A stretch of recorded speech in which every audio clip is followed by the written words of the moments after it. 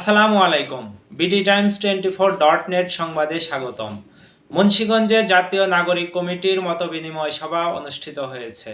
শনিবার বিকেল 5টায় মুন্সিরহাট আলামিন কমিউনিটি সেন্টারের দ্বিতীয় তলায় এ মতবিনিময় সভা অনুষ্ঠিত হয়।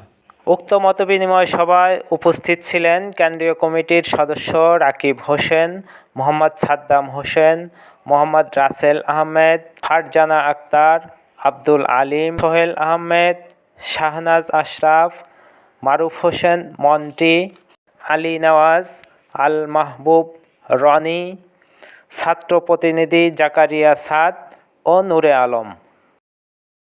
বাংলাদেশের স্বার্থের রাজনীতি ছিল না গত 53 বছরে।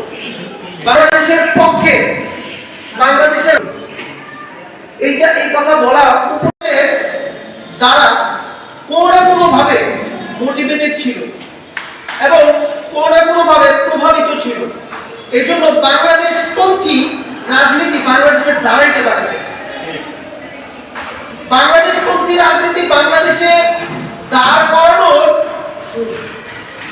কোন লক্ষণও আমরা গত 53 বছরে কোন চেষ্টা আজকে তারা পাচ্ছে না, কারণ আমি যাইতেছি না, তারা জানে তারা পাইছে না। আমরা 210 জনই সংগঠনের জন্য 12 জন আছেন, 210 জন মানে 70টা হিসেবে ছিল যে মুন্সিগঞ্জে আমরা একটা এই গণহত্যার বিরুদ্ধে প্রোগ্রাম করতে চাই। এখানে যারা আছেন তারা যদি আমরা যদি একবার শুধুমাত্র থাকি যে আমরা এটা পারবো তাহলে কিন্তু সম্ভব। আপনারা চাইলে ওই লোকগুলো আমার আসতে চাইবে, কিন্তু আমরা তারা যাতে যাই না, তাদের প্রচার করতে পারতেছি না।